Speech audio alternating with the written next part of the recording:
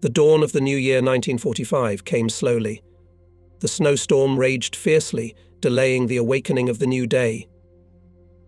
The troops of the 5th Guards Army in the first days of January were preparing for a major offensive operation, which went down in the history of the Great Patriotic War under the name of Vistula Oder, and which was carried out by the troops of the 1st Belarusian and 1st Ukrainian fronts, with the assistance of the troops of the left wing of the 2nd Belarusian front and the right wing of the 4th Ukrainian front.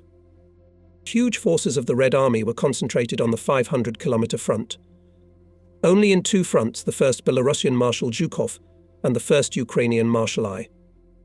Konev, there were 16 armoured and 4 tank armies, 2 air armies, not counting individual tank, mechanized cavalry corps and other special units and formations directly subordinate to the fronts and the Supreme Command. Such a large strategic grouping of our troops has not yet been created on the Soviet-German front for a single offensive operation. And it is not accidental after all. Between the Vistula and the Oder, the Nazis created 7 defensive lines to a depth of 500 kilometers, turning many large cities into fortresses. It was simply impossible to break through such defenses with small forces. And our troops managed at the second stage of the operation to provide an average daily advance of 25 kilometers. And of course, the combat actions of our regiment in the scale of such a grandiose operation, it is, as they say, a drop in the ocean. But as from small streams form a full-flowing rock, so from private, at first glance, insignificant successes of companies, battalions and regiments in battles with the enemy formed the victorious operations of armies and fronts. On the eve of the offensive, commander of our army, General Azjadov, held a meeting with the commanders of divisions and regiments. Our 97th Guards Rifle was represented at this meeting by a new commander, appointed instead of General Antsiferov, who had left for another place of service guards, Colonel Anton Prokofievich Garin.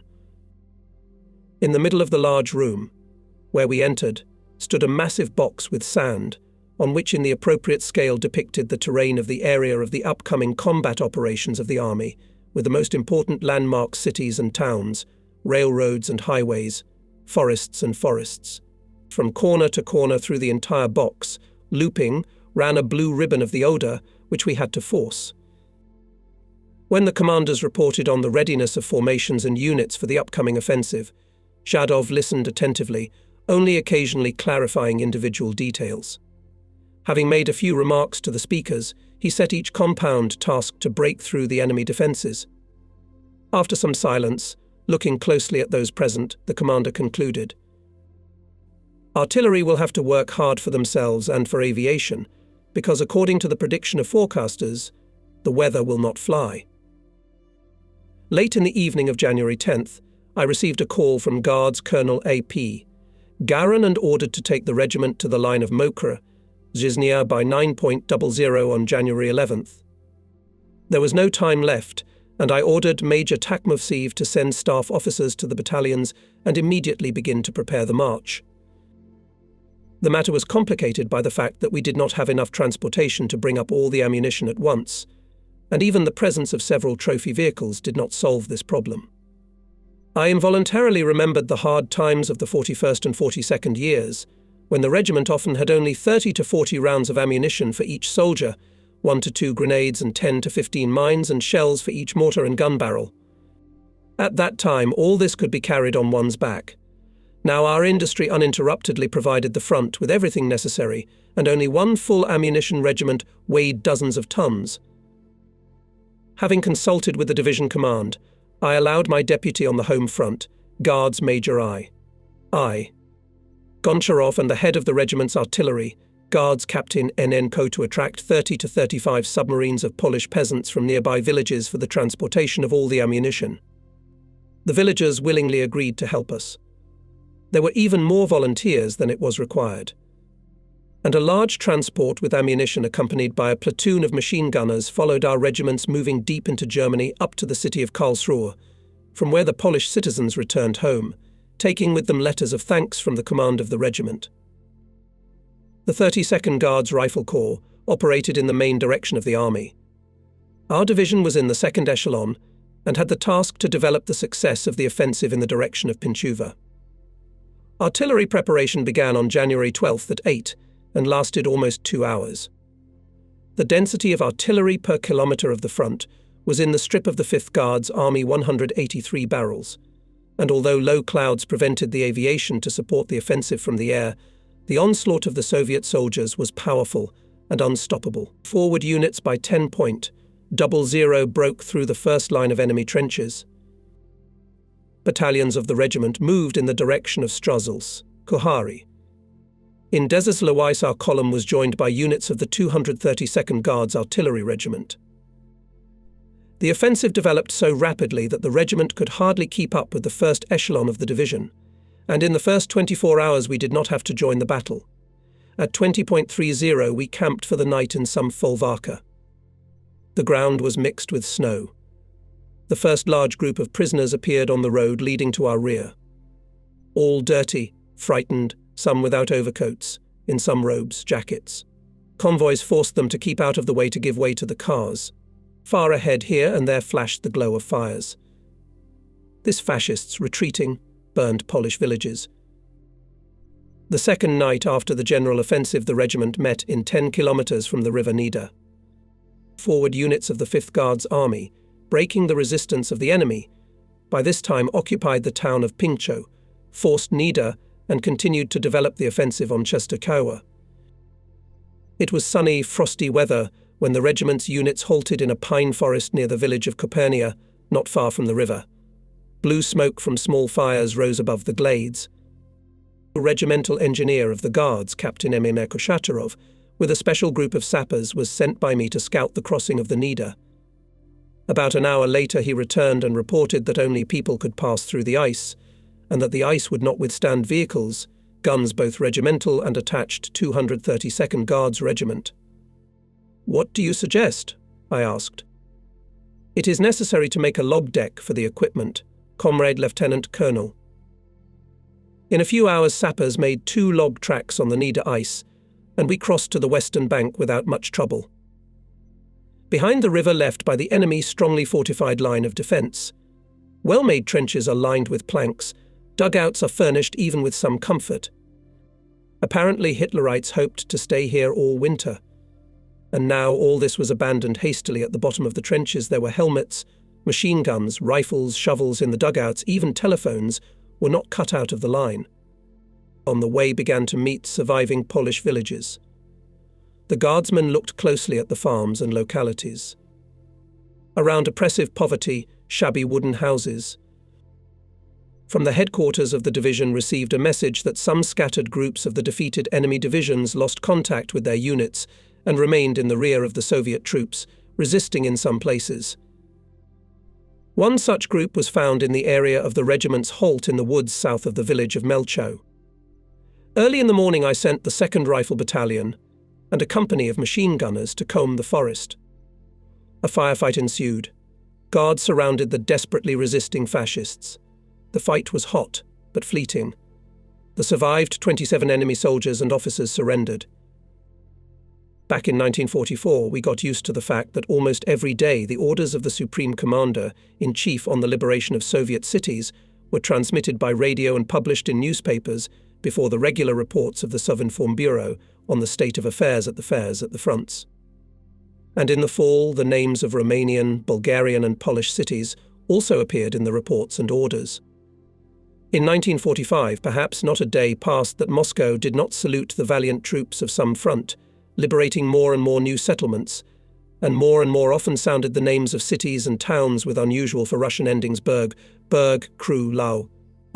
This, of course, inspired us, the front-line soldiers, gave us confidence that Hitler's Germany would soon be brought to its knees. The war was already going on in some places on its territory. But Poland, Czechoslovakia, Hungary had not been completely liberated yet.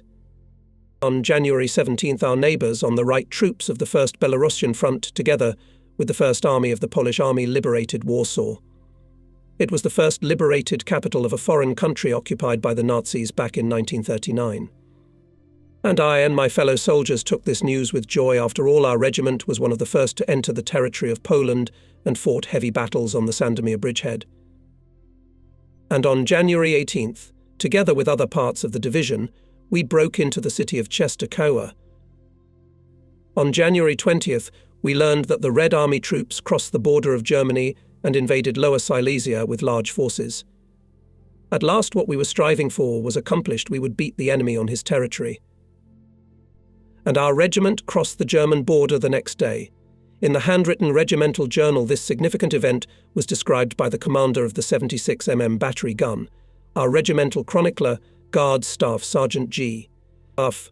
Skiba, as follows: on January 21st, 1945, at 10 hours and 15 minutes, the regiment crossed the border. A small bridge over the narrow river Lechata separated Poland from Germany. There was a plaque by the bridge. It was written in fresh black paint. Germany, some of the guardsmen had written in chemical pencil. "We have come." The morning was foggy. Behind the dense haze, the outlines of the village were barely visible. It was quiet all around. Only smoking buildings that had been set on fire during the battles and were burning down before our eyes. On the whole way to the Oder, we hardly met any inhabitants. They were forcibly evacuated by the Germans. It was obvious from everything that people were driven out at the last minute. In the houses, even bowls of lunch were left on the tables. In the courtyards, cows were mooing tearfully, uneaten, unfed. For a day, the regiment passed about 40 kilometers. On the way, we met the first group of Poles freed from fascist captivity. On their sleeves, they had diamond-shaped patches with the letter R. One of the women told that all of them lived in barracks from 6 a.m. to 10 p.m. Worked on earthworks, digging trenches. They wore rags, ate 100 grams of black bread and drank ersatz coffee. With tears of joy, they welcomed the Soviet soldiers.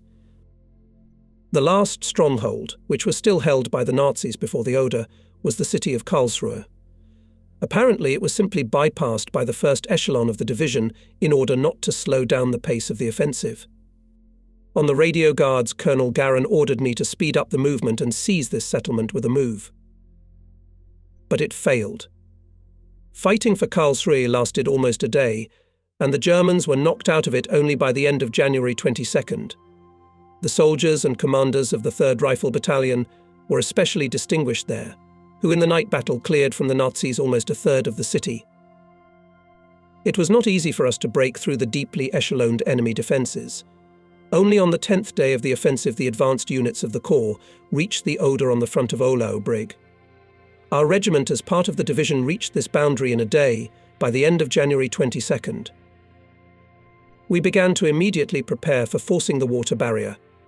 It was decided to make a pontoon crossing in the area of Michaelwitz. There I sent a group of scouts and sappers under the command of the assistant to the Chief of Staff of the Regiment for Intelligence Guards, Captain Zolotov.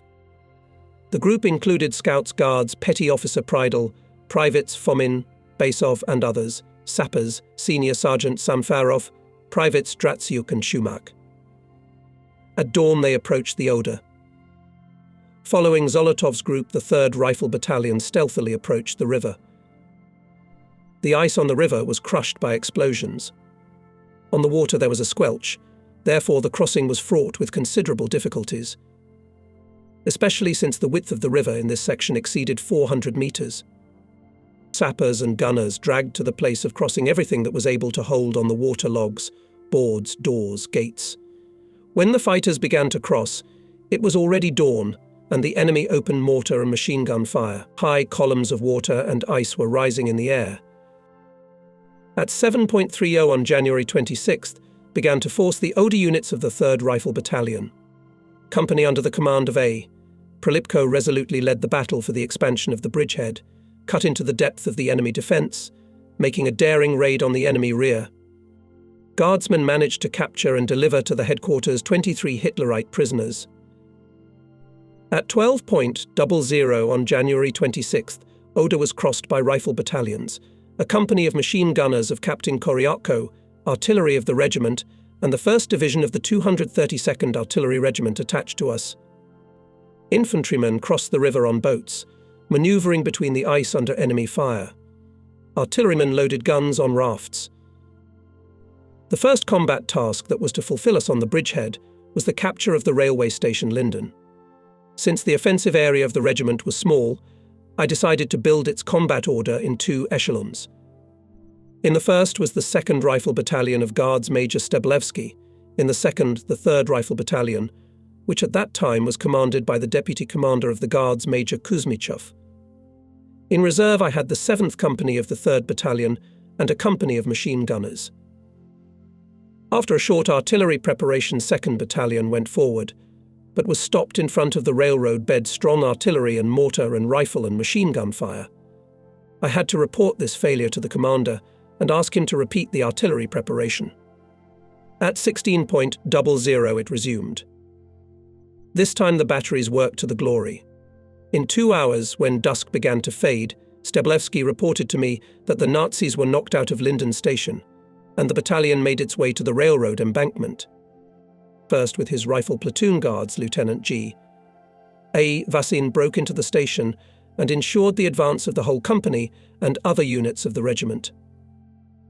The 3rd Battalion entrenched itself behind the canvas to the left of the 2nd Battalion, at the junction with the neighbouring regiment, but it was lagging behind, and our left flank was uncovered. From my experience, already considerable, I knew what trouble it threatens if the enemy bypassed the 3rd Battalion, and the Germans, Vifididizimo, decided to do so. As scouts reported to me, to the site of the breakthrough they pulled up to a battalion of infantry, 5 tanks and 7 self-propelled guns, and behind the railroad concentrated up to a dozen armoured personnel carriers with infantry. As I suspected, they managed to bypass the battalion. I decided to counterattack the enemy with the forces of the reserve company and a company of machine gunners to send to the rear of the enemy. By radio, the commander of the 7th Rifle Company was assigned the task and urgently called Captain Koryako to the CP. Swollen from fast walking, he breathed often and looked tired. Droplets of sweat rolled down the officer's large forehead, which he wiped away with a broad palm. "Karp Dmitrievich, you're hot, take off your coat," I advised. "I think I will," he agreed. "Now sit down closer to the table." Guards Major Takmovtsev moved a chair to him. I showed the commander of the company of machine gunners the situation on the map and said, "We have consulted with the Chief of Staff and decided to entrust you with a very important and responsible task to bypass the encroached enemy on the left and strike at him from the rear, and will simultaneously strike from the front. The signal to attack is 2 green flares. What do you say, Karp Dmitrievich?" The captain moved the map to himself, took a pencil, led it along the railroad line and put a bold dot on it. "Here in this place there is a ravine that runs into a square grove. I think we can use it at night." "Well, go ahead," I agreed. "We're running out of time. If there are no more questions for us, then goodbye." My Chief of Staff and I went out after Koryako. From the frost and gusty icy wind, a slight chill ran through my body. Yes, the anxiety for the success of the case planned for the night crawled coldly into the soul. No sooner had we returned to the CP, as the communicator reported to me. "The commander demands you." I went to the machine. "How is the behaviour of the invading enemy?" Cold voice asked Colonel Garin. "It's still quiet. I decided to counterattack him at dawn from the front with a reserve company and from the rear with machine guns." "Good. Good decision. Report to me on the progress of the battle." I radioed Major Kuzmichov and informed him about Captain Koryako's raid. It pleased the deputy commander. Dawn was approaching, and there was still no report from Koryako. I was getting nervous, but then the radio operator blurted out happily, "Comrade Lieutenant Colonel Kuzmichov is on the line." A quarter of an hour ago, the excited voice reported that in the rear of the Germans began a firefight, heard grenade explosions. I assume that Koryako entered the business. "I think so. Now keep your eyes open. Do not miss the signal." After Kuzmichov came on the phone and Captain Koryako, he reported that the machine gunners stealthily reached the intended boundary, but came across a small group of Germans in the Volvark. We had to fight with them. This is how Karp Dmitrievich told me about it later. When we went down into the ravine, we hoped that the wind would calm down, but it turned out that he was walking here like a stray.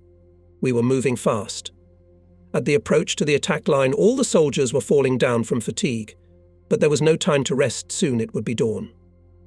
The advanced patrol, headed by Scout Pochinko, approached the last house, but then our fighters were detected by a German sentry. He managed to shoot before he was captured by the scouts.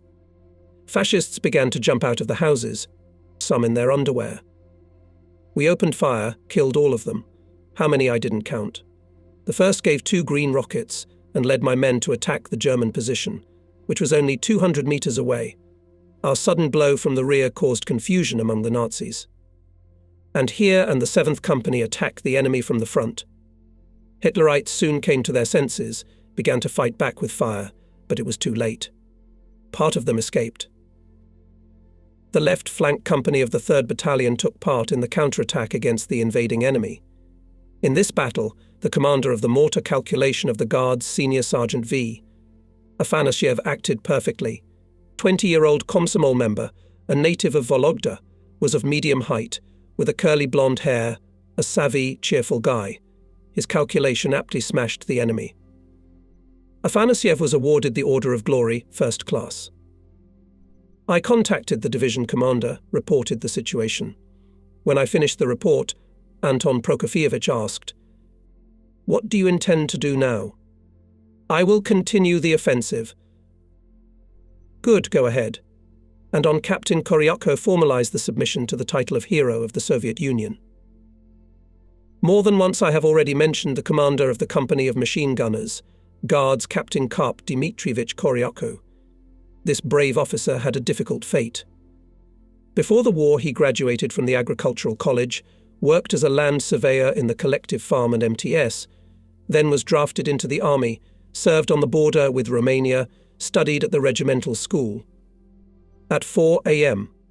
on June 22nd, the cadets were raised on alarm a Romanian regiment crossed the border, and Karp Koryatko together with all went into the first battle. The attack of the Romanians Red Army repulsed, but then began heavy days of retreat. In the Crimea, Koryatko was wounded, got into an encirclement, but together with a group of fighters broke out of it. Through Perekop, fighters sneaked into the southern steppes of Ukraine, then to Poltava. There Karp and his comrades joined a partisan detachment, and when the Red Army came one there, Koryatko was appointed platoon commander in the company of machine gunners of our regiment. And a few months later he took over the company. Karp Dmitrievich lives now in Poltava, actively participates in the military patriotic education of young people. Meanwhile, the 2nd Rifle Battalion combed the grove southwest of Linden Station and secured itself on the edge of the forest. The 3rd Rifle Battalion went to the right flank and continued to advance westward. The enemy was retreating to the area of the village of Rosenhain. I sent there a reconnaissance group consisting of 2 platoons of machine gunners and a platoon of Pole reconnaissance. There the reconnaissance group came across Hitlerites. A firefight ensued, as a result of which several enemy soldiers were killed and 2 captured. Scouts, Guards, Senior Sergeants P.S. Migon, A.M. Yazov, Guards Privates Yael Sturpan, I. Kaitan penetrated further into the rear of the enemy. Soon appeared 2 German vehicles with infantry and a tractor with a gun on the trailer. Our fighters decided to ambush them. From both sides of the road on the Hitlerites were opened fire from automatic rifles. In a few minutes everything was smoked. The trophies of the guardsmen were 2 cars and a tractor. For resourcefulness and courage shown in this fight, all 4 scouts were awarded the Order of Glory, First Class. For 2 days in the regiment added at once 5 full holders of this combat soldier's order.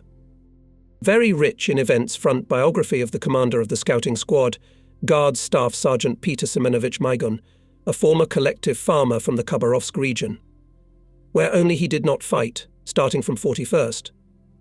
He defended Odessa and Sevastopol, being a Red Fleet on the cruiser Chervona Ukrusha. In Crimea he fought as a marine infantryman. Near Kirovograd he beat Hitlerites from Maxim, on the Dnieper from automatic rifle, and on the Polish and German land he became a commander of the scouting department. In addition to the Order of Glory of all 3 degrees, Peter Migon was awarded the Order of the Red Star. Overcoming the resistance of the enemy, the regiment took Rosenhain on January 27th.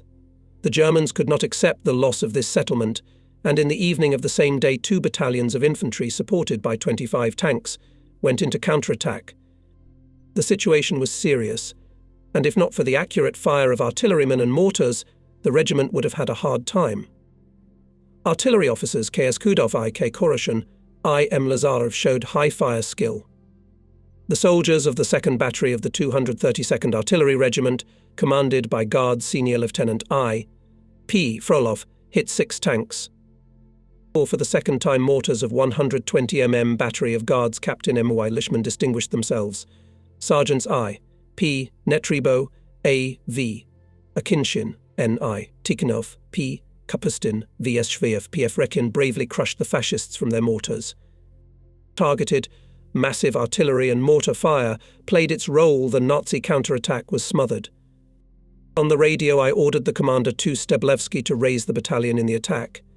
The fascists, losing soldiers and officers, began to retreat. Without giving the enemy a chance to recollect, the Guards stormed into the village of Etzdorf. For exemplary fulfillment of combat tasks on taking the station Linden. And then the settlements Rosenhain and Etzdorf, courage and heroism shown at that. The commander of the 2nd Rifle Battalion, Guards Major Alexei Kuzmik Steblevsky, was presented to the title of Hero of the Soviet Union. I will tell you more about him. Alexei went to war already 30 years old. He was born in the village of Zvenigorodka, Kiev region, in the family of a poor tailor, who in the Civil War died of typhus, suffered from this disease, and his son. Orphaned, he spent 2 years herding cows for the kulaks and harvesting oak bark for the tannery. But still he managed to finish 7 years school. Then he went to the Crimea, worked as a mechanic in a repair brigade in Yalta. In 1933, Steblevsky was drafted into the army. He graduated from the regimental, and in 1940 Border Guard School, became a junior lieutenant, and served at a border guard post in the Crimea. It was here that the Patriotic War caught him. He fought near Moscow, got into an encirclement near Vyazma, led to his group of 15 people with weapons. Alexei was appointed a platoon commander in a reconnaissance company. Then he headed a separate motorized reconnaissance company. At Rozhev, Steblevsky was seriously wounded. He was treated in Sverdlovsk. Then he finished the courses of improvement of command staff and got into the 97th Guards Division, when we were fighting at the Kursk Bulge. There he was assigned to our regiment. In 43rd he was accepted into the party. And now he had been commanding a battalion for almost 2 years. And how he fought.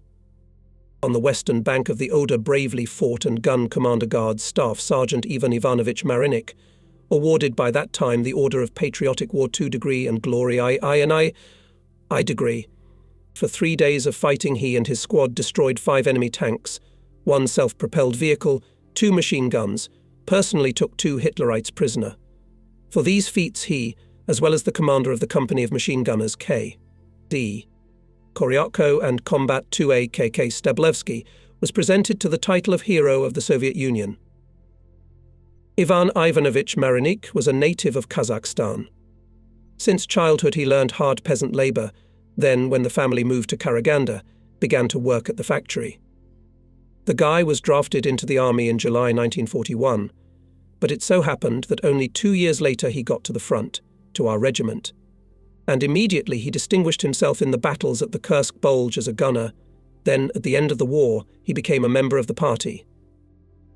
These 3 guardsmen of our regiment, Koryatko, Steblevsky and Marinik, were awarded the title of Hero of the Soviet Union after the victory in June 1945. A.K. Steblevsky lives now in Lvov, and I. Maripike in Frunze. At the same time I was awarded the title of Hero of the Soviet Union. But the presentation on me went later, in April, after the regiment successfully forced the Neisse River and broke through the deeply echeloned enemy defence on its western bank north of the city of Moscow. The first in the division forced the Spree River and came to the Elbe. We will talk about these battles ahead. In those January days, the machine gunner Red Army Soldier S.I. Klevniuk became famous for the whole division. From his Maxim he repelled 6 fierce enemy attacks, destroyed 3 machine gun crews, killed the servants of the anti-tank gun.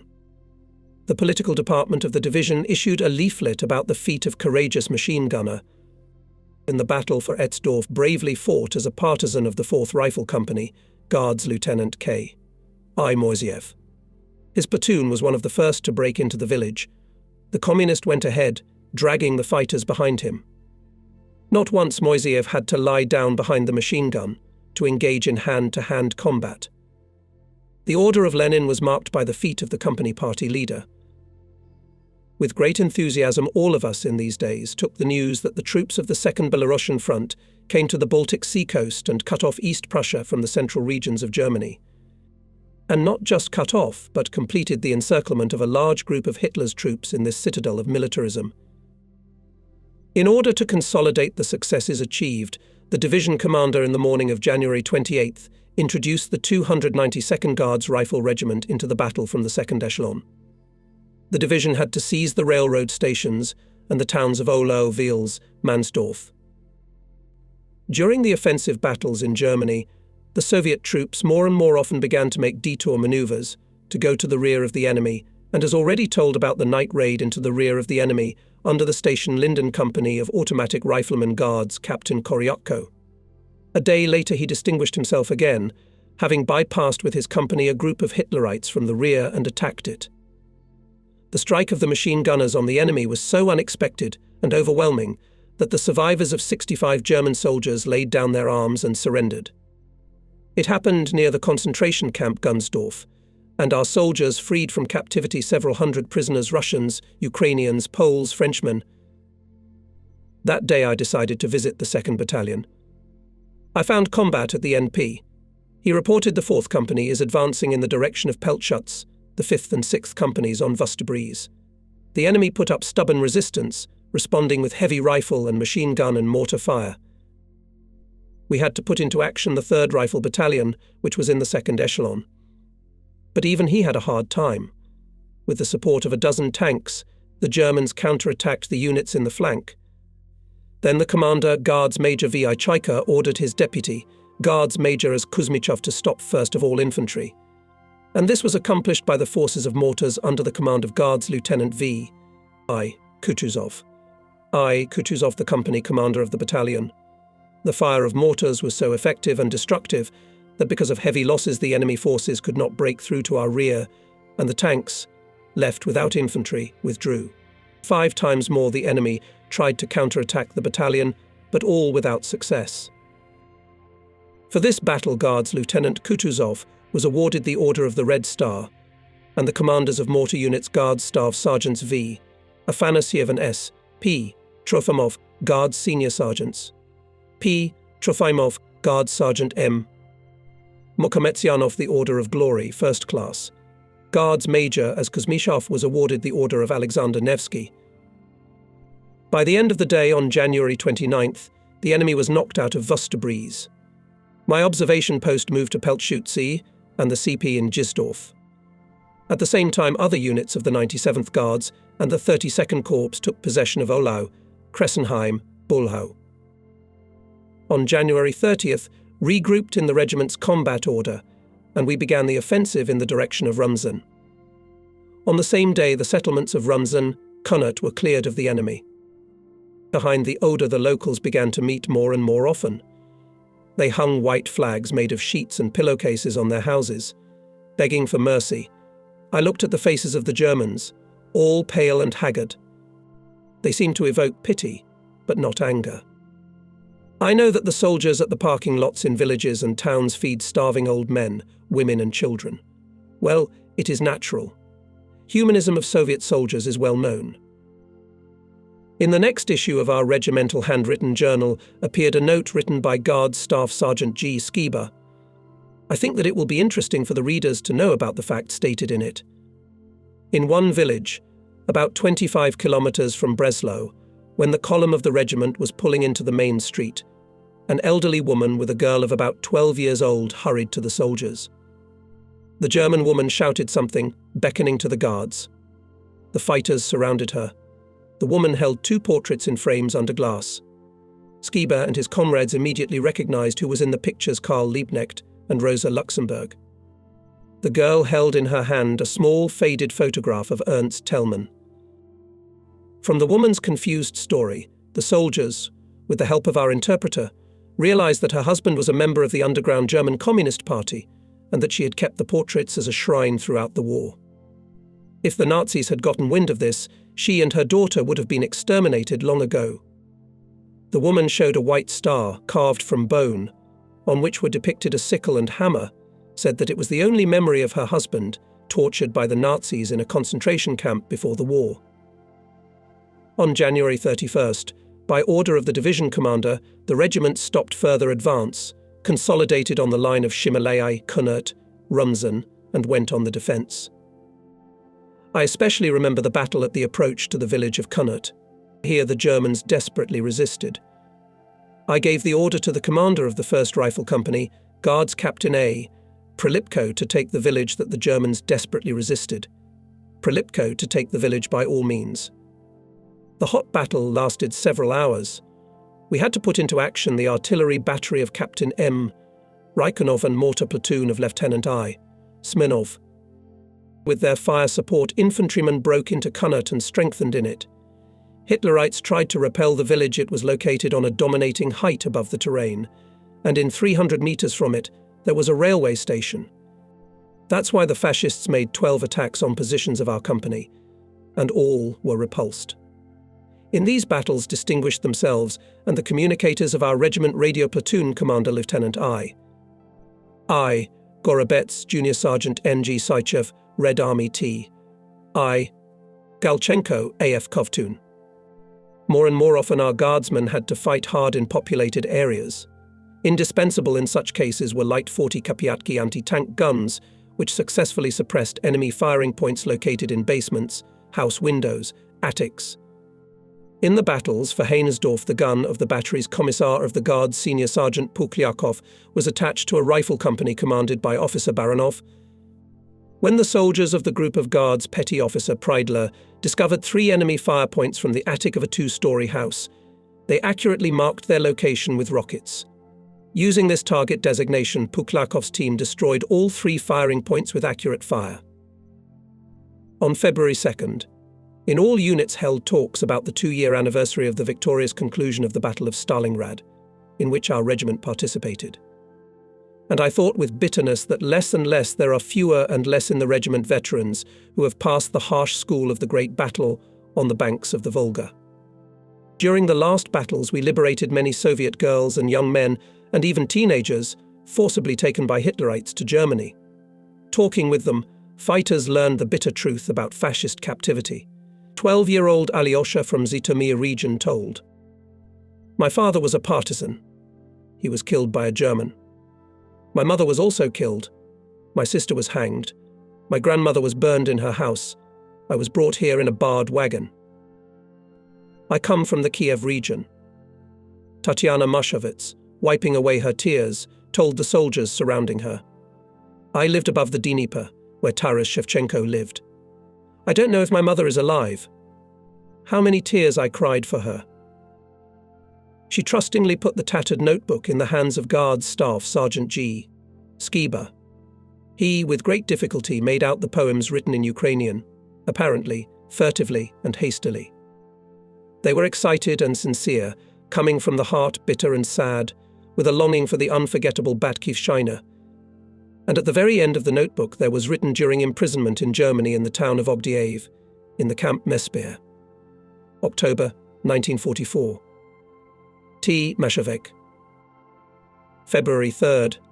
The enemy, concentrating up to 2 regiments of infantry, giving them about 50 tanks, moved in a counterattack on the positions of the 97th Guards Rifle Division.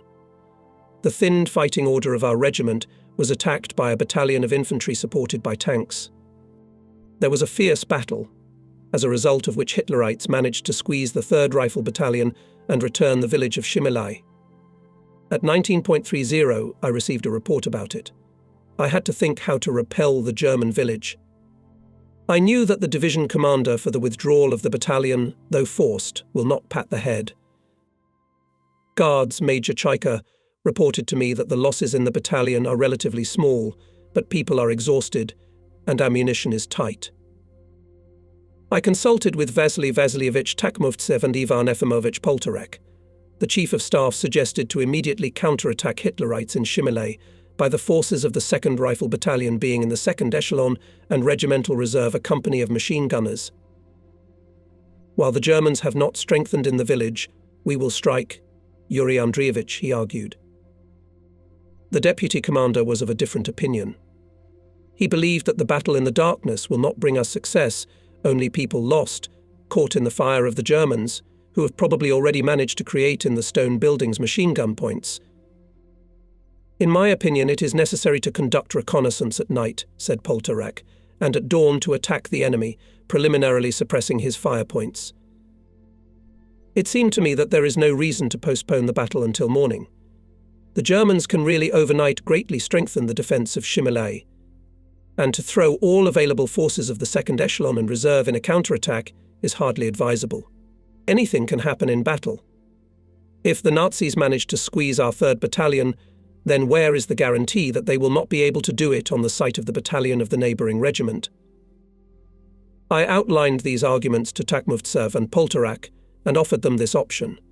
Counterattack to begin at 24:00 after a 10-minute artillery bombardment of the eastern outskirts of the village, where apparently will be concentrated enemy firepower. Let from the front of the 5th Rifle Company, which will mark the attack, but do not get into the way. And the 4th Company should attack the Germans in the flank from the south. Company Otto Matichikov, bypassing Chimilai from the north. Simultaneously with the 4th Company will attack the Nazis from the rear. Captain Koryatko learned to do it well, I added. Zampolit agreed with my battle plan, but the Chief of Staff defended his opinion. Of course, I could just stop the debate, using the power of the commander, using the power of a commander, command Vasily Vasilievich to formalize my decision with a combat order, and that, as they say, put an end to it.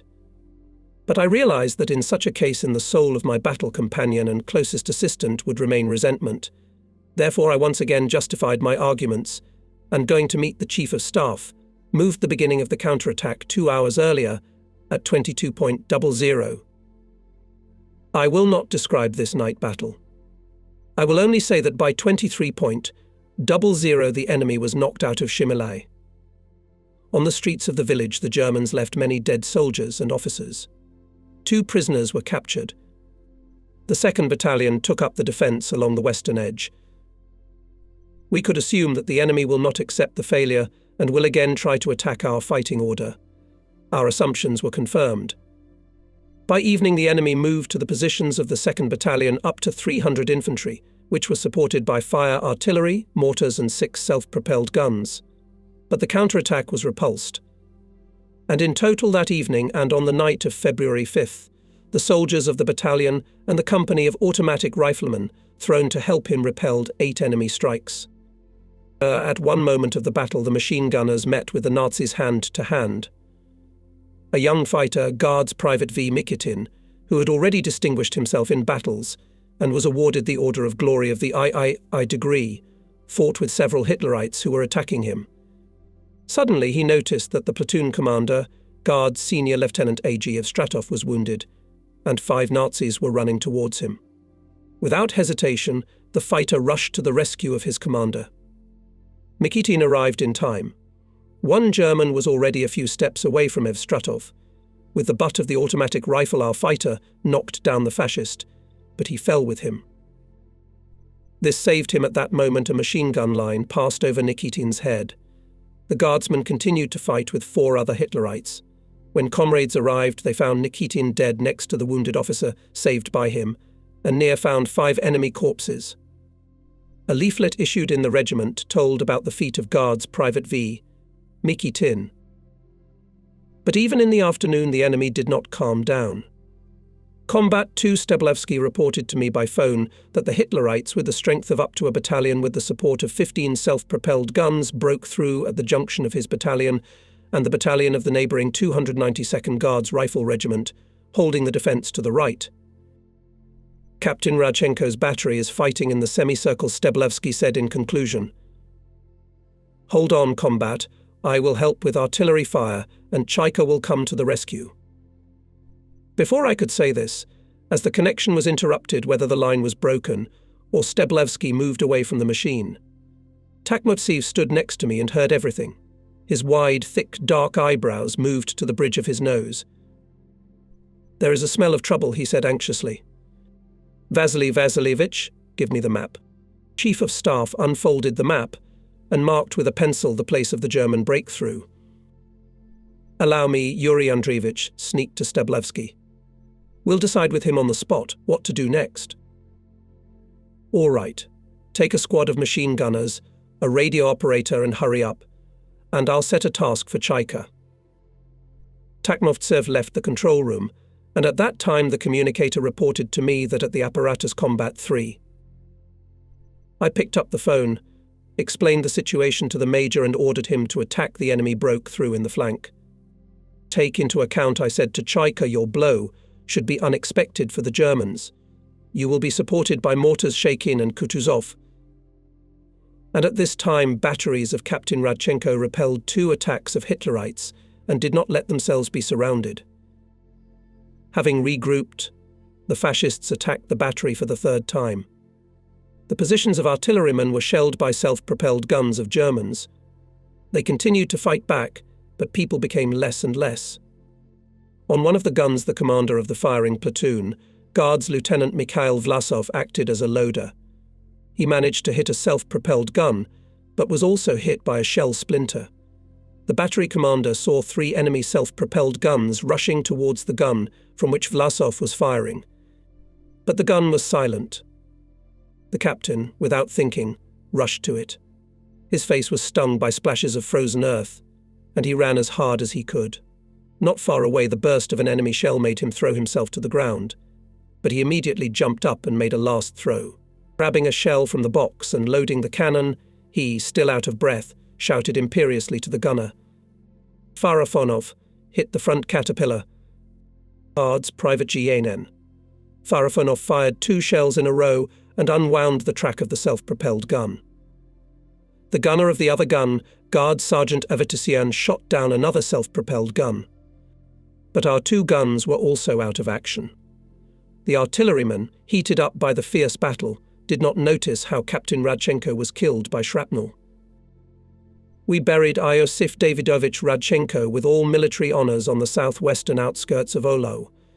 At the funeral rally spoke veterans of the regiment Perepelkin, Shachabak, Kovalov, Kodenko, Mitura. This day I remember with a special pinching pain after all. I met Radchenko in Stavropol when the regiment was formed. He had not been in any trouble for 3.5 years of war. And here you are on the threshold of victory, already on the territory of Germany. He laid down his head. We managed to knock out the enemy from our positions and at the junction with the neighbouring regiment. Major Takmovtsev reported to me by radio that the 3rd Battalion arrived in time and together with the 2nd decisively attacked the Nazis. In these battles our communist agitators deserved high praise. The commander of the section of the company of machine gunners, Guards Senior Sergeant I. K. Popov, showed examples of bravery and courage. Bolshevik flaming word and personal example fearlessly enthused the soldiers to heroic feats. He was presented to the Order of the Red Star and soon received it. The same award was given to Senior Sergeant G.F. Skiba, who has already been mentioned more than once. And how many times the guardsman was saved by vigilance and resourcefulness. Here is one example. At night at the firing position of the 76 mm battery of Senior Lieutenant M. Lazarev, the gunner of the Guards Private Y. F. Kutz was standing at the post. It was a moonlit night, it was snowing. It was light, almost like daytime. Somewhere far away artillery volleys were rumbling. And here was silence. Suddenly Kutz was alert. A herd of cows wandered straight through the snow to the firing position. Soon the soldier heard muffled shouts. It became clear that someone was driving the animals. Apparently covered by the herd, the Germans wanted to get to our firing positions unnoticed. Kutz called the gun commander, Guards Staff Sergeant Levin, reported to him about his hunch. Levin and Kutz gave a few bursts from automatic rifles over the cows, and they quickly scattered. Now the Hitlerites, and there were quite a few of them, were in plain sight. The artillerymen opened machine gun fire on them. In the meantime, the calculations took their places and began to destroy the Germans with buckshot. On February 3rd, the Vistula-Oder operation ended, and 5 days later the First Ukrainian Front began another operation, the Lower Silesian. Its goal was to defeat the Lower Silesian grouping of the Nazis and reach the Neisse River frontier. Our 5th Guards Army was striking south of Breslau, in the direction of Görlitz. The farther we advanced into the depths of Germany, the hotter and fiercer became the battles for each settlement, for each stone building. The weather in February often changed. Frosts were replaced by thaws, sometimes by cold, freezing rain. The battle for a settlement with the almost Russian name Shvoika is firmly etched in my memory. That day the regiment was pursuing the retreating enemy, and it seemed to me that we were able to capture the village on the move, so to speak, on the shoulders of the retreating Nazis. The 3rd Rifle Battalion, moving ahead, was aimed at this. During the night it was on the outskirts of Shvoika, and I expected that at dawn the commander would report to me about the capture of this village. But it was not to be. All our persistent attempts to seize the village from the start had no success. Then I ordered to put forward from the reserve of the 1st Rifle Company and flank strike to knock down the enemy. But this maneuver was also ineffective. The enemy met the company dense fire, as well as the soldiers of the 3rd Battalion. My Chief of Staff and I were that morning at the NP on the heights, about half a kilometre from the outskirts of Shvoika, and we had a good view of the whole picture of the battle. Together with us was the Chief of the Chemical Service of the regiment, Guards Captain N.I. Kanin. Tall, stately, trim, he was distinguished by restraint, even some dryness, which in general is rarely peculiar to youth. Perhaps that's why some officers of the regiment jokingly called him academician. So this academician turns to me. "Comrade Lieutenant Colonel, I have an idea." "Come on," I said, "tell me your idea." Kanin handed me a paper. I unfolded the sheet, and the Chief of Staff and I saw several icons depicting smoke bombs, arranged on the scheme of a long winding chain. "We'll put a smoke screen," continued the Chief of Staff, "will blind the enemy and cover our riflemen during the attack." "And what, in my opinion? Not a bad idea," said Takmovtsev. "Well done. Praised and I Kanin. And let's not waste time. Take, knock him, people, and get to work." Kanin gave each soldier of the chemical platoon weighty bags with smoke bombs and went on his way. And I contacted the commander of the 1st Company, warned them about the smoke screen, advised how to act under its cover. A quarter of an hour passed. From the observation point we could clearly see how the thick whitish smoke slowly drifted deep into the enemy defences. The men of the 1st Rifle Company swiftly rushed closer to the enemy and occupied the first 3 stone houses. Assault groups of guardsmen with fire from automatic rifles and grenades knocked out the Germans from attics and cellars, bravely moved forward. But soon the smoke was carried away by the wind, and the company was under fire from 2 enemy machine guns, whose crews were lying near the windows of one of the houses. The company commander, Guards Captain Prolipko, ordered the squad commander, Guards Staff Sergeant Daryev, to suppress the enemy's firing points. He quickly assessed the situation, gave the command to several machine gunners to divert the attention of the enemy, and himself with 2 men went around the house. All 3 of them managed to stealthily get to the building and throw grenades at the windows. The machine guns went silent. Prolipko again raised people in the attack. There was a stubborn street fight. The Germans offered desperate resistance, but the guards were stronger. Leaving killed and wounded, Hitlerites hastily began to withdraw to the west. I contacted by radio with Guards Captain Prolipko, ordered him to pursue the enemy and to take the railway station Gupstvitz. It took no more than an hour, as the company commander reported that the station was taken. We got big trophies, 15 serviceable guns, 3 steam locomotives, 15 wagons with ammunition. All guardsmen who distinguished themselves in these battles were awarded orders and medals. Nachkim N.I. Kanin received the Order of the Red Star. It was already getting dusk when the battalions of the regiment approached Teichlinden. Before the offensive, I once again clarified all the data about the enemy. The observation post was on a low hillock in the middle of a large field.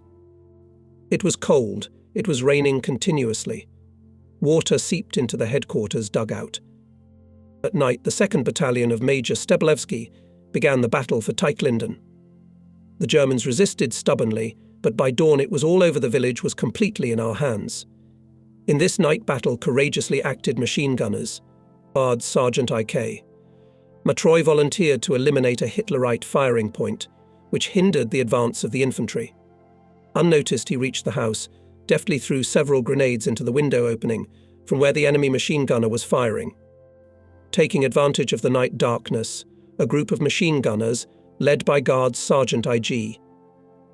Goroshko, sneaked into the rear of the enemy and defeated the enemy column, which was on its way to reinforce the garrison of Teichlinden. Both sergeants were awarded the Order of Glory, First Class. 2 more full knights of this order became more in the regiment. In February, we learned about the Crimean Conference of the heads of government of the USSR, US, and Britain. Newspapers with the message about this event brought to the regiment headquarters by our regimental agitator, Senior Lieutenant Arsenty Korobko. He reported on the form and handed me Pravda and Red Star. The official communique, signed by Stalin, Roosevelt and Churchill, said that they considered and determined the military plans of the 3 Allied powers for the final defeat of the common enemy. It was also stated that our unyielding goal is the destruction of German militarism and Nazism and the creation of a guarantee that Germany will never again be in a position to disturb the peace of the world. I read these phrases and say to Poltorak, "Here, Ivan Yefimovich, how the Allies have spoken. And where were they for 3 years, when we were alone and retreating from the Germans and beat them? But they still opened the second front, Yuri Andreevich, objected Deputy Commander, and now they are advancing." What kind of an offensive? Vasily Vasilievich Takmovtsev intervened in the conversation. For 9 months have not yet reached the Rhine, but from the English Channel to him in a straight line of 300 kilometers, no more. They during this time and had time to drapen from the Kreutz in the Ardennes, inserted his word, and Korobko. We'll live. We'll see how the Americans and British will continue to fight. I tried to summarize this conversation. One thing I know for sure, we will enter Berlin first. We can't do otherwise. Of course, we could not know then that, at the request of Roosevelt and Churchill, Stalin agreed at the conference in Yalta for the Soviet Union to enter the war against Japan in 2 to 3 months after the end of the war in Europe. Not so long ago, I had a chance to vacation in the Crimea and visit the very Levadia Palace, where the meeting of the Big Three took place. And I remembered how more than 40 years ago we discussed in a good burgher's house in a German town the results of this significant event. Battalions, relentlessly pursuing the enemy, occupied one village after another. Since the day of forcing the Oder, the Poli had already been engaged in continuous fighting for 3 weeks. On February 17th, the 3rd Rifle Battalion occupied the town of Nignitz, and the 2nd Rifle Battalion captured the village of Linz. Even earlier, on February 14th, the encirclement of the fortress city of Breslau was completed. It is known that there were created 2 rings of encirclement, inner and outer. Our division fought in the outer ring. The 289th Guards Rifle Regiment blocked the highway Breslau-Berlin. It happened on February 18th. 20-meter-wide concrete road, planted with stunted trees, stretched from southeast to northwest. The Germans threw into battle all their reserves, including heavy tanks Royal Tiger, to break through to Breslau. But all their attempts were in vain. At the site of our regiment skillfully dealt with the Tigers. Soldiers attached to us 104th Separate Fighter Anti-Tank Artillery Division of Guards Major I. D. Rudenko. Only for 1 day it destroyed up to 20 enemy tanks. 4 days we stood on this line, repulsing Hitlerite attacks, and on the eve of the 27th anniversary of the Red Army, the regiment was ordered to move to Kosendau. Here we met the holiday. At the rally, the festive order of the Supreme Commander-in-Chief, with congratulations and wishes of victory over the hated enemy, was announced. Speakers at the rally were Guards Major I. E. Poltorak, who had just received another combat award, the Order of the Red Banner, Guards Sergeant A. I. Bereshnoi, Chief of Artillery of the regiment, Guards Captain P.F. Sushko, and others. In their speeches, the Guards recalled the way passed by the regiment, noted that the birthday of the Red Army is celebrated in the very den of the fascist beast, and promised to fight as before courageously, decisively and skillfully. And on February 26th, offensive battles began again. The regiment was ordered to capture the village of Wilmersdorf. The 3rd Rifle Battalion was to attack it from the north, and the 2nd Rifle Battalion from the west. By 15:00, the 7th and 8th Companies came close to the outskirts of the village. An hour later began the attack companies of the 2nd Battalion. The enemy stubbornly resisted, conducted heavy rifle and machine gun fire, hit by direct fire from self-propelled guns and tanks. Only late in the evening we managed to capture about 20 houses and clear from the enemy part of the neighbourhoods up to the fork of the road. Further we could not advance. On the night of February 27th, the Germans made an attempt to encircle and destroy our units in Wilmersdorf. About 200 Hitlerites, supported by 6 tanks, went on the attack. Their blow was repulsed. 3 tanks were destroyed by artillerymen of our regimental battery. But the enemy did not calm down. Having lost the night battle, he decided to resume attacks in the daylight. From the regiment's CP was clearly visible, as from the south to Wilmersdorf moved 4 vehicles with infantry and 10 tanks. What to do? Wait for the Nazis to pull into the village and stop them there, or try to meet them on the march, putting into action their reserve. After a short reflection, I decided to favour the first option. And here's why. It is unlikely that the reserve would have time to move to a line convenient for meeting the enemy, and it's simply impossible to do it secretly during the day. And in the village, where it is difficult to manoeuvre tanks, it is easier to destroy them by artillery fire, and our infantrymen were in hiding. My plan was supported by the Chief of Staff. I reported my decision to the division commander.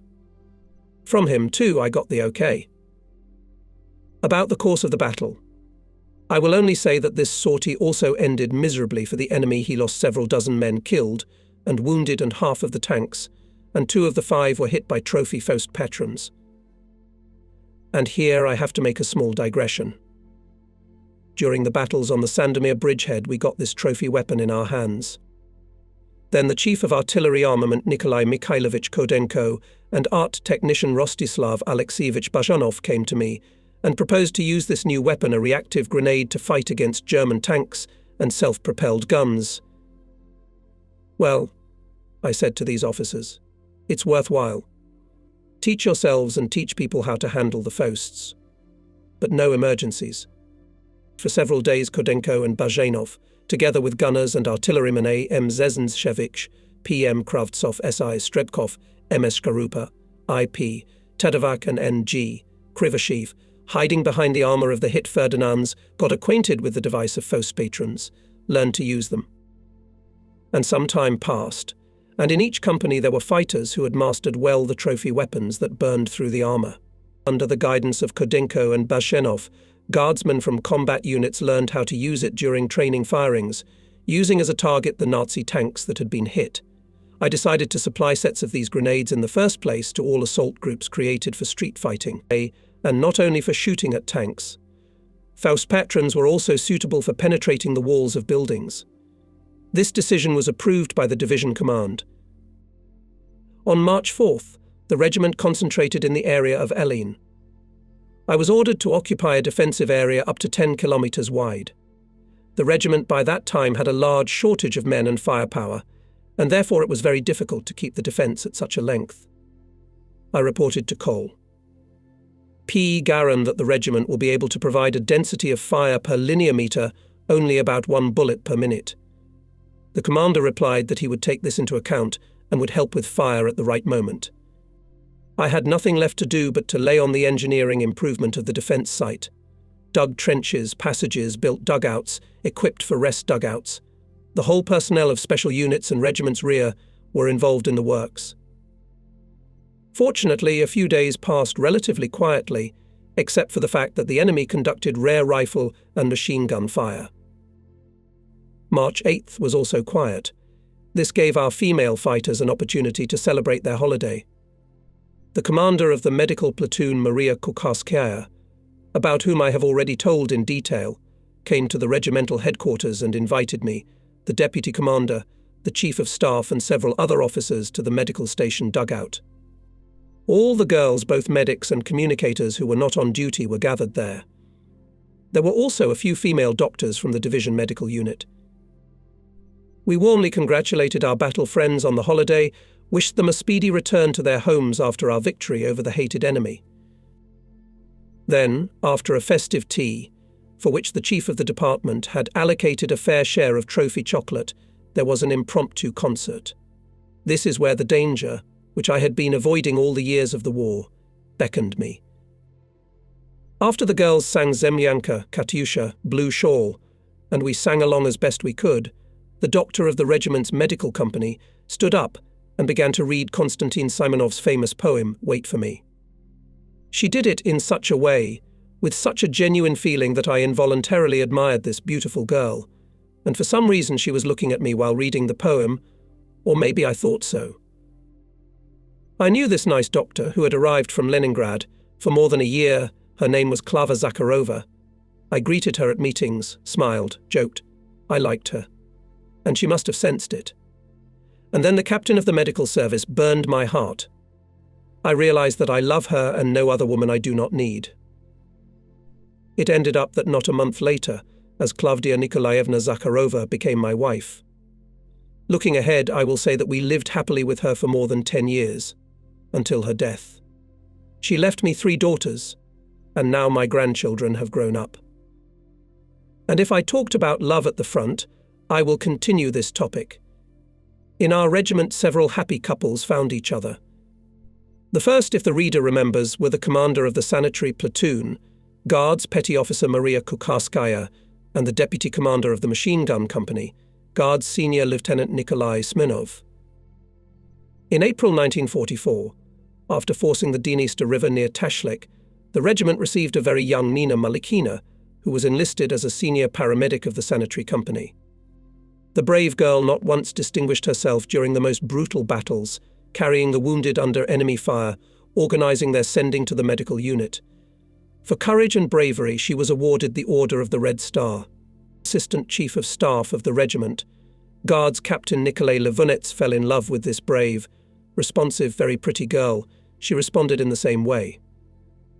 Shortly before the victory, they got married. They lived happily until Nikolai Ivanovich's death. They have 2 children, 3 grandchildren, one of whom is graduating from military school and will follow in the footsteps of the grandfather frontline soldier. We can also rejoice for the happy couple of the combat commander of the Rifle Battalion, Guards Major Vasily Ivanovich Chaika and Nurse Katya, who took his surname. These happy couples went through the war and came out in peaceful life as families tested by fire. Their love was strengthened and hardened in battles, when every new day could be their last day. Probably, that is why their feelings were so strong that they remained for the rest of their lives.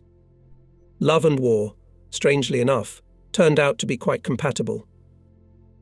I would like to tell the reader about one more surprisingly romantic story of our regiment's engineer, Guards Captain Mikhail Kachachurov, and a charming Czech girl named Yaroslava. True, they met after the victory, when the regiment stood in a small Czech town. The young men fell in love with each other, and with the consent of Yaroslava's parents and the command of the division got married. And when Michael was retiring in the reserve, he asked the local authorities for permission for the Czech girl to leave for the Soviet Union. And the newlyweds left for Ashgabat, where Mikhail Kachachurov lived before the war. Yaroslava, who also became Kachachurova, found her second homeland here. They still live in the capital of Turkmenistan. Now, after this lyrical digression, I return to the front everyday life. The festive mood was overshadowed by an unfortunate incident on the night of March 9th. Before dawn, Vasily Vasilyevich Takmovtsev woke me up and reported that a large reconnaissance group of Germans penetrated into our fighting order on the right flank of the 8th Rifle Company and captured a machine gun crew along with their weapons. This was a serious lesson for all of us. Once again, we had to explain to the soldiers the necessity of the strictest vigilance. Hourly inspection by officers of the headquarters of all posts of combat guard was introduced. March 24th, our division, together with the 95th Guards Rifle Division, began an offensive on a major junction of railroads and highways in the city of Strelin. At 10:00, a powerful artillery preparation began, and the regiment's units went on the attack. The sun appeared from behind the clouds. The improved weather allowed us to introduce our aviation into the battle, which throughout the day bombed the city. The fighting was hard. We lost many comrades in arms, but in 24 hours the town of Strelin was taken. Together with the regiment artillerymen of the 232nd Guards Artillery Regiment of Guards Major I.G. Rozanov acted perfectly. I will note, by the way, that on April 10th he was awarded the title of Hero of the Soviet Union. I heartily congratulated Ivan Grigorievich, and he in turn congratulated me on the award of the Second Order of the Red Banner. It was the sixth and last combat order awarded to me at the front. On the same day it became known that our troops stormed the fortress city of Königsberg, and on the Baltic coast, after the troops of the 2nd Byelorussian came the soldiers of the 3rd Byelorussian. The situation of fascist Germany became catastrophic. While still on the march, I received an order from the commander to stop in the area of Machnow. On the night of April 13th, Colonel Garin arrived at the regiment and ordered in his presence to conduct a regimental tactical exercise on the theme forcing all units of the regiment of the water frontier. The exercise, as close as possible to the combat situation, was held on the River Beaver. The commander was satisfied with the actions of battalions, but for the fact that special units at the crossing did not meet the time, I was reprimanded. We knew that there would be decisive offensive battles and prepared for them with all seriousness. Party political work was actively carried out. The number of communists and Komsomol members increased. In the battalions were created full-blooded party organizations. In our regiment they numbered up to 40 to 50 people. In each company and battery were also created party organizations numbering 6 to 10 members and candidates for membership in the All-Union Communist Party. The political department of the division held a 2-day seminar of leaders of primary party organizations, and the secretary of the party bureau of the regiment, Major Borozhenets, gathered company party leaders and thoroughly instructed them. Komsorg, platoon, agitators and other activists were also given specific tasks.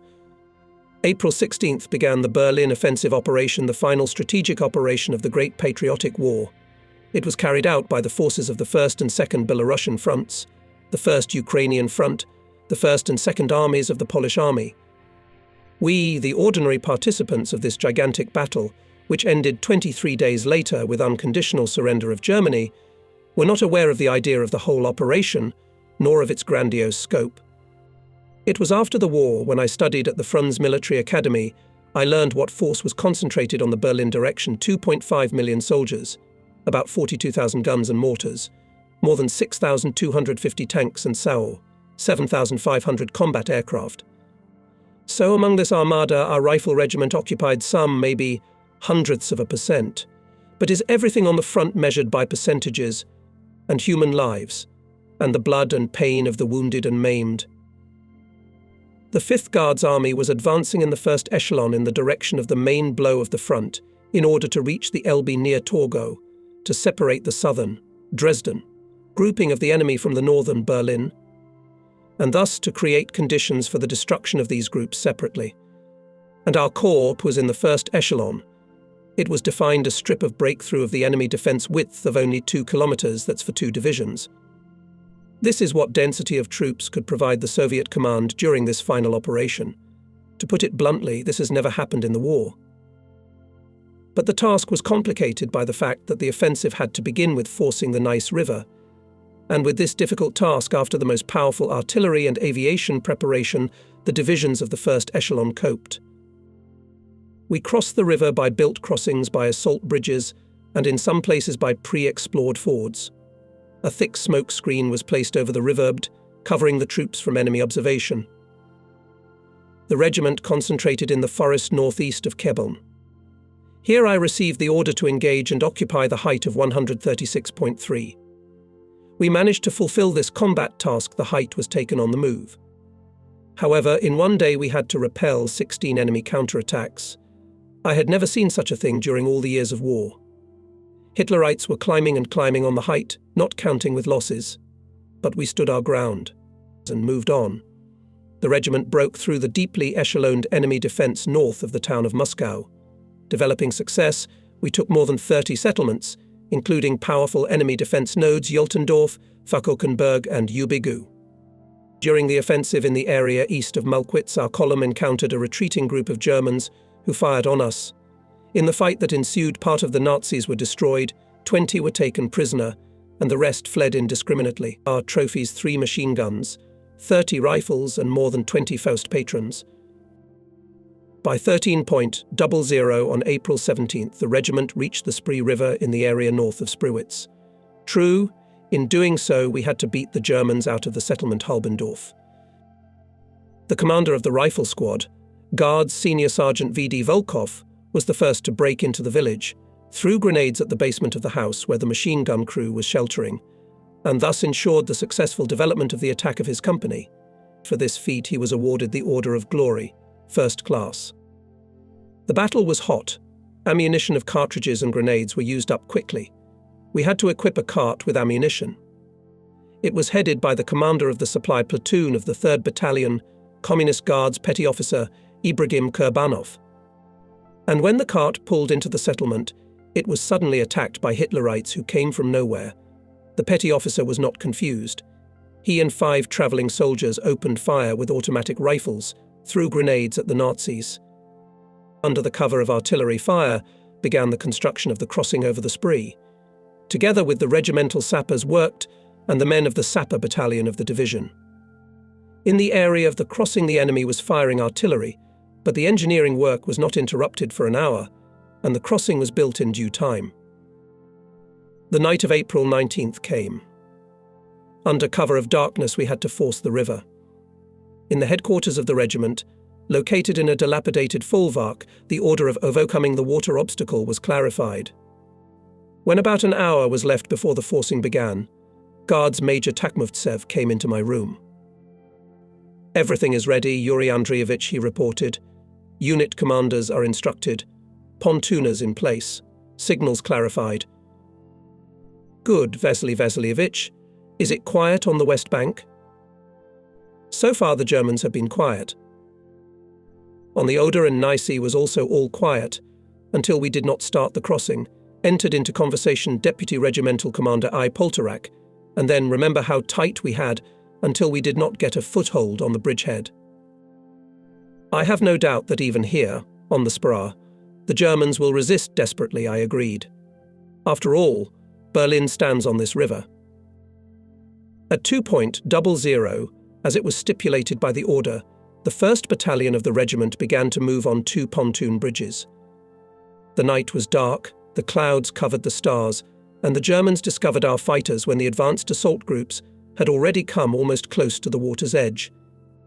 They opened machine gun fire, but it was too late. With shouts of "Hurrah, Guardsmen!" rushed to the coastal shoal and fought with the enemy hand to hand.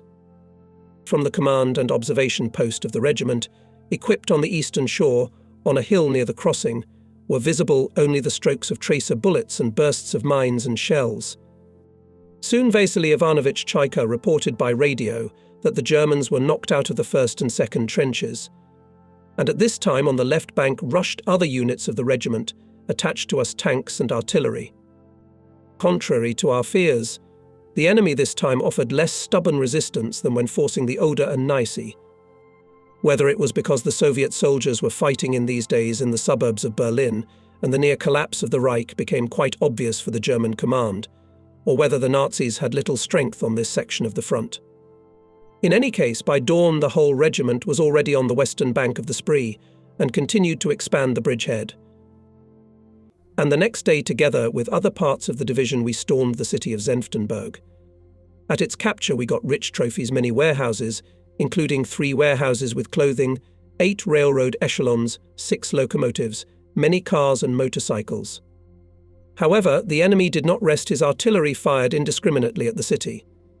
One of the shells hit right in the window of the house, which housed the headquarters of the regiment. Shrapnel were wounded my deputy in the formation of the Guards Major Bragin, the Partog of the regiment, Guards Major Borozinits, Chief of Communications, Guards Captain Bilabokov. Borozinits and Bilabokov soon returned to the line, and Bragin could not be saved. The wound was fatal.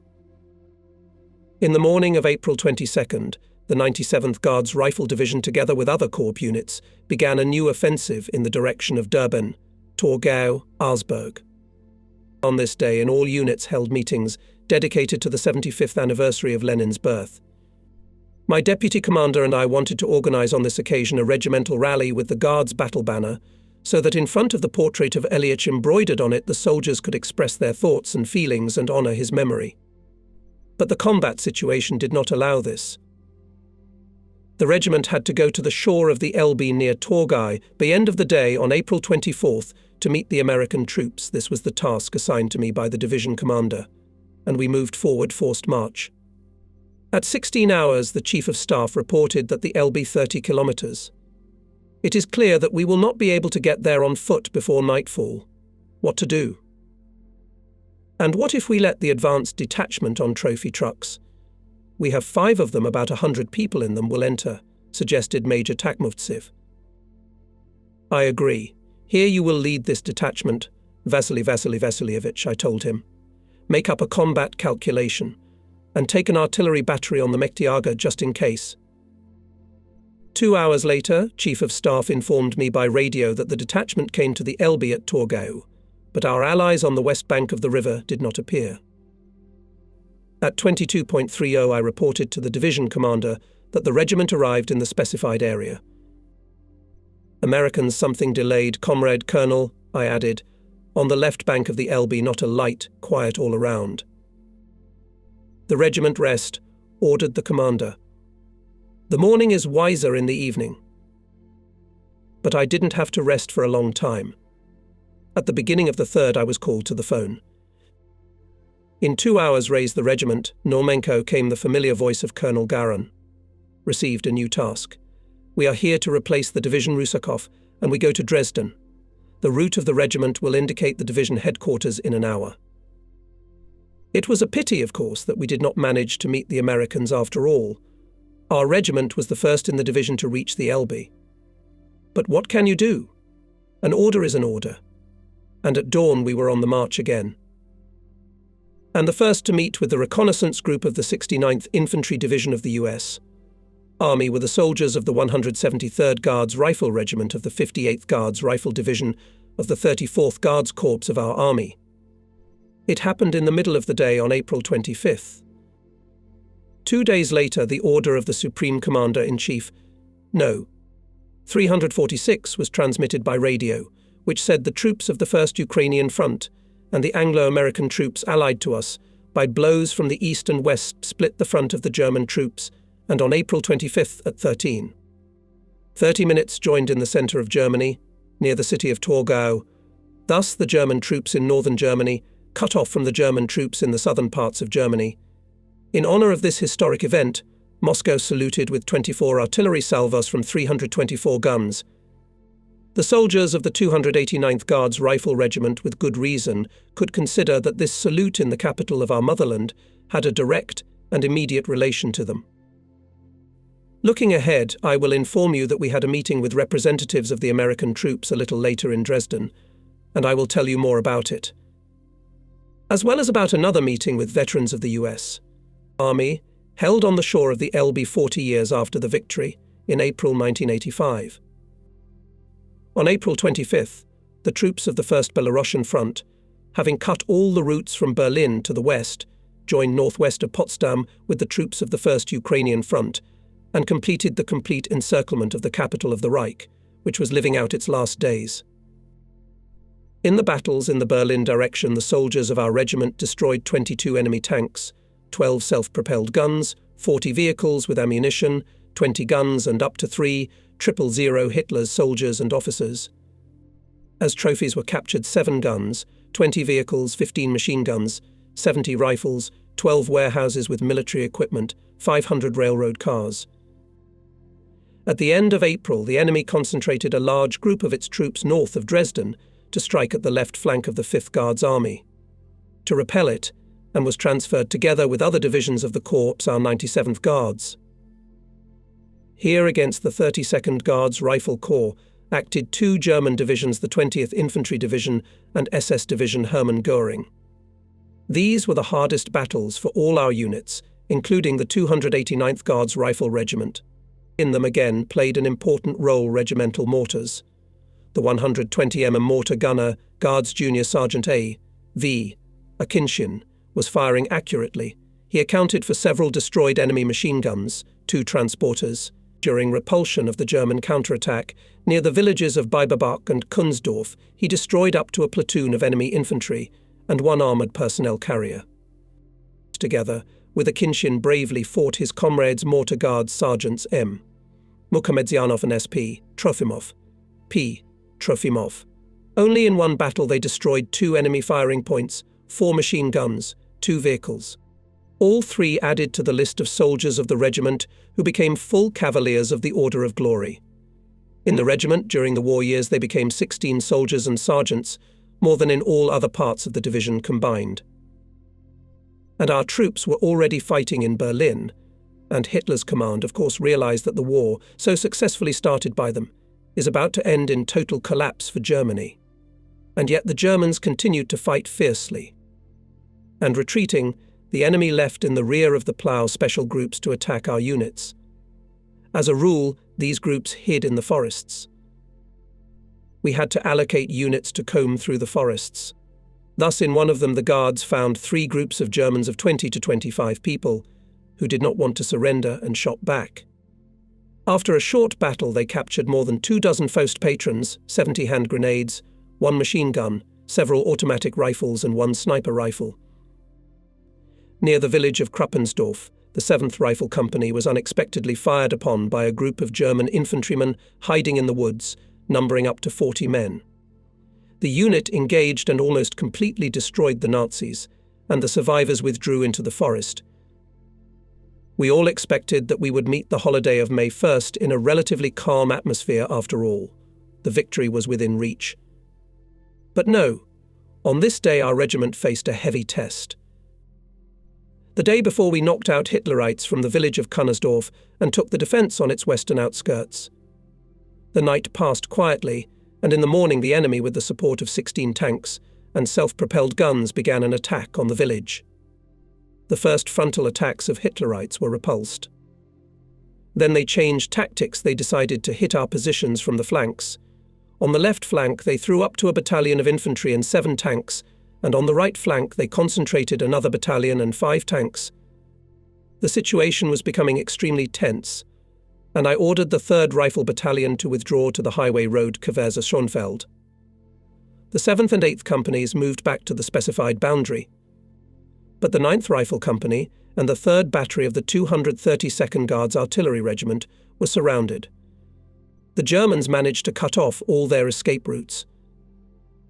I took all measures to rescue these units, but it was not possible. By night, 2 soldiers from the 9th Company got to the regiment's location. They told me about the death of their comrades in arms. Riflemen and artillerymen took a circular defence, expecting to hold out until night and then try to get out of the encirclement. And they held out, repulsing more than 1 attack of the superior enemy forces. But the losses in the company and in the battery were great. The company commander, Guards Lieutenant F.S. Schweiker, was wounded, although he remained in the line. At night, the surviving soldiers rushed to the breakthrough. The soldiers fought selflessly, and they managed to push the Hitlerites, even to break out on the highway, but here they came under a strong fire of enemy tanks and infantry. It was one of the most tragic combat episodes in our regiment, and it was especially hard for all of us that it happened just a few days before the victory. It is still bitter to remember about it. But this hard and tragic for us day ended on a joyful note by evening. The news spread that the victory banner had been flying over the Reichstag for almost a day. We knew, of course, that brutal battles had been going on for several days in surrounded Berlin, but frankly speaking, we did not expect them to end so quickly. And on the evening of May 2nd, Colonel Garin called me. Yuri Andreevich. Anton Prokofyevich shouted joyfully into the receiver. I have just been informed the garrison of Berlin capitulated. Announce it to the soldiers. Yes, Comrade Colonel. I'll send control officers to the companies and batteries right away. Thank you for the good news. And in a quarter of an hour, spontaneous rallies broke out in all units of the regiment, despite the late hour. Soldiers, sergeants, officers shouted hurrah, and some, the most zealous, even fired red rockets. We had to intervene and stop this illumination, so as not to demask our positions. The commander also informed me that the regimental agitator Arsenty Korobko had been awarded the Order of Patriotic War of the 1st degree, and that he had been promoted to the rank of captain. I heartily congratulated this brave, enterprising political worker on the award, and gave him new field epaulets with 4 stars. On May 3rd, after artillery preparation with the support of 6 T-34 tanks, we went on the offensive in the direction of Ponikau. Guardsmen went on the attack with redoubled energy and indomitable desire to avenge the hated enemy for the death of their comrades from the 9th Company. Despite the desperate resistance of the Nazis, the regiment's units broke into the village and engaged in street fighting. 4 hours later, Ponikau was completely cleared of the enemy. This was the last battle of the 289th Guards Rifle Regiment. In the evening, I received a call from the division commander Anton Prokofievich Garin. He ordered to transfer the defense site to the 41st Rifle Regiment of the 13th Guards Rifle Division and to withdraw the regiment to the area of the town of Ortrand by 6.00 on May 4th. There were concentrating parts of our division for the offensive on Dresden. On May 7th, the regiment left Ortrand and arrived in Bawaldi. It was only 15 kilometers to Dresden. This major industrial and cultural center of Germany, where the fight took over on May 8th, units of the 5th Guards Army operating in the first echelon, including our 32nd Guards Corps of Lieutenant General A.I. Rodimtsev. The 289th Rifle Regiment was intended for a different task. I received orders from the commander to bring the regiment into Dresden and take under guard all buildings of historical value, including the half-destroyed architectural ensemble Zwinger, where the world-famous art gallery used to be located. Canvases from it were later discovered by our troops, and after restoration by Soviet specialists were returned to the German people. On the same day, I was appointed military commandant of the city. In Dresden, we received good news by the decree of the Presidium of the Supreme Soviet of the USSR for bravery and courage shown in the battles on the Oder bridgehead. The 289th Guards Vistula Rifle Regiment was awarded the Order of Kutuzov I degree. On this occasion, rallies were held in all units, at which the soldiers expressed their gratitude to the party and the government for the high appreciation of their military deeds. On May 9th, the burgomaster of the city, accompanied by representatives of the local community, came to the commandant's office. "Herr Commandant," said the burgomaster, and my interpreter began to translate his words. "We congratulate you and in your person the Red Army on the end of the victorious war. We realize how much misfortune Nazism brought to mankind and your country in particular, and we are very sorry for that." "Thank you for your congratulations," I said. "We sincerely believe that a revitalized Germany will not allow a new Hitler to come to power. One is probably enough for you." When the last words were translated, the Germans smiled politely, but remained silent.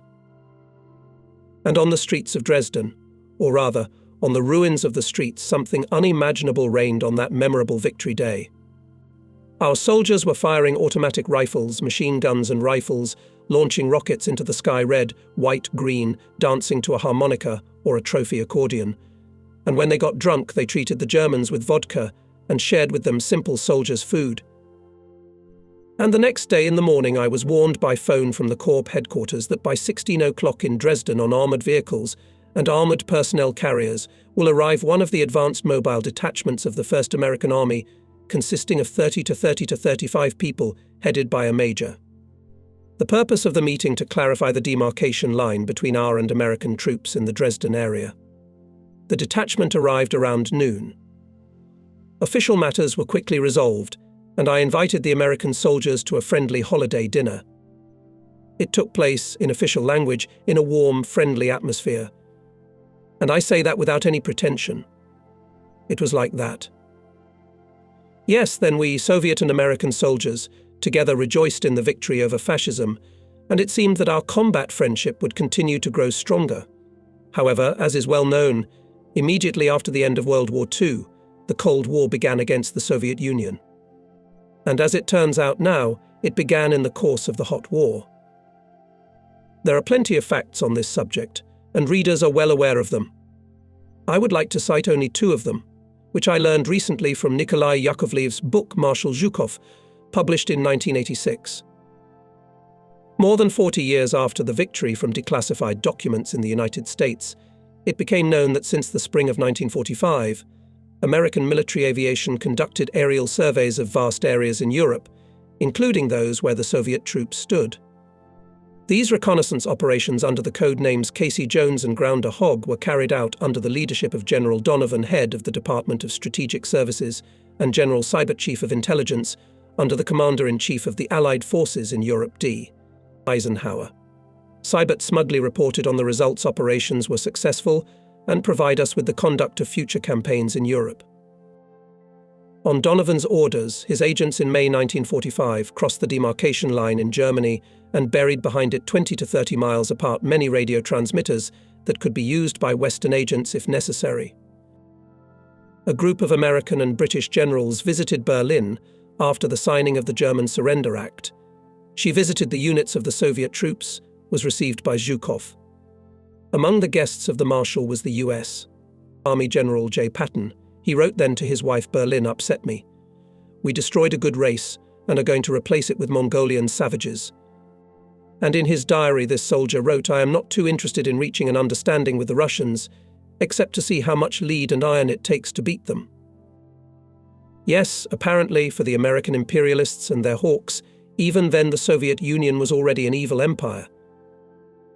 I was gradually getting used to my new position of military commandant, but I did not have time to do it completely, because on May 13th, I received an order to hand over the affairs to the new commandant and the protected objects to the special units that arrived in the city. The regiment, having made a march, arrived in already liberated by the Red Army of Czechoslovakia in the city of Kladno, which is 60 kilometers northwest of Prague. There he joined his 97th Guards Rifle Division. Here I had the second meeting with my brother Nikolai, whom we saw on the eve of the new 1945 year, and it turned out like this. Somehow the Chief of Staff of the 32nd Guards Rifle Corps, Guards Colonel I.A. Samchuk, came to our regiment. That day I just received letters from my mother from under Romain and from Nikolai from the artillery regiment. I shared my joy with Ivan Anikievich, complaining that my brother was serving in our 5th Guards Army, but we had met only once. So the war is over. Let's try to transfer him to your regiment. Let him serve under you. The Chief of Staff revived. Give me his coordinates. I'll write an official paper to the army headquarters. So he will soon be demobilized, Ivan Anikievich, I said. He is from the 5th year of birth. Well, that's good. Together you will serve until he is sent home. Samchuk said goodbye to me, and a week later Nikolai came to the regiment. He reports in full form. Comrade Guards Lieutenant Colonel, Staff Sergeant Normenko arrived for further service. We hugged, kissed, began to remember our relatives, remembered our 2 brothers, Alexander and Sergei, who died at the front. Then I wrote a letter to my mother, and he wrote a letter to his wife Olga, who lived then in Voroshilovsk. And about a month later Nikolai, with the first batch of demobilized soldiers, went home. Almost 45 years have passed since that time when we celebrated the victory, and almost half a century since that Sunday morning in June, when Hitler's troops attacked our homeland. For 4 front years through our regiment passed thousands of people, soldiers, sergeants, officers. This book names only a small part of my fellow soldiers, both those who survived and those who fell on the battlefield. But when I had already finished the manuscript, one of the most active veterans of the regiment, Viktor Ivanovich Dudnikov, who now lives in Stavropol, brought me to Moscow a small list of my comrades in arms with whom he had managed to contact recently, and very much requested my voluntary assistant to at least mention their surnames in the book. I felt obliged to fulfill this wish, as a sign of respect to my battle brothers who fought under one Guard's battle banner. I will start with those who joined the regiment in the days of its formation in Stavropol and who returned from the war to their native places. These are former Chief Petty Officer of the Sanitary Company P. S. Verteletsky, Orderly Private I. Zdorenko, Commander of the Supply Platoon, Petty Officer D. K. Ilchenko, Military Field Officer D. K. Ilchenko, Military Field Officer Lieutenant of Medical Service N.G. Samoylenko, Commander of the Staff Communications Platoon Junior Lieutenant N. Y. Stiller, Horse Driver Private I. D. Didenko and 2 one-man platoon. D. Didenko and 2 namesakes, Nakim of the regiment Senior Lieutenant V. I. Mezentsev and Mortimer Private V. K. Mezentsev. K. Mezentsev.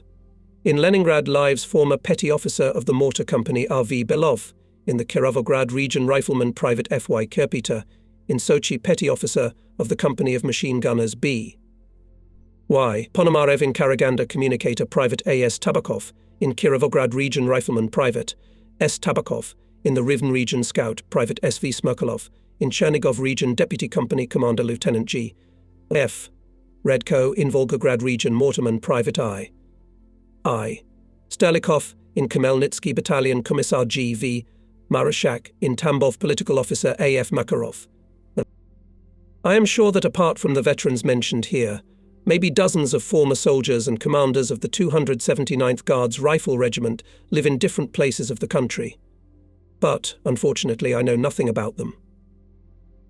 If this book gets into the hands of my frontline brothers, both mentioned in it and not mentioned, I hope it will not leave them indifferent. And I will be very grateful if the former Guardsmen will share with me their impressions, tell me new facts from the combat biography of our regiment. I would like to conclude this last chapter with this 8 verses. The war has died down. It has already become a long history. But it won't let go. Anxious memory of a fighter. From landmines and mines. We cleared our neighborhoods. But what kind of sapper? To mine our hearts. I think that both I and my fellow soldiers can ask this far from rhetorical question with good reason, following the poet frontline soldier Viktor Koshetkov.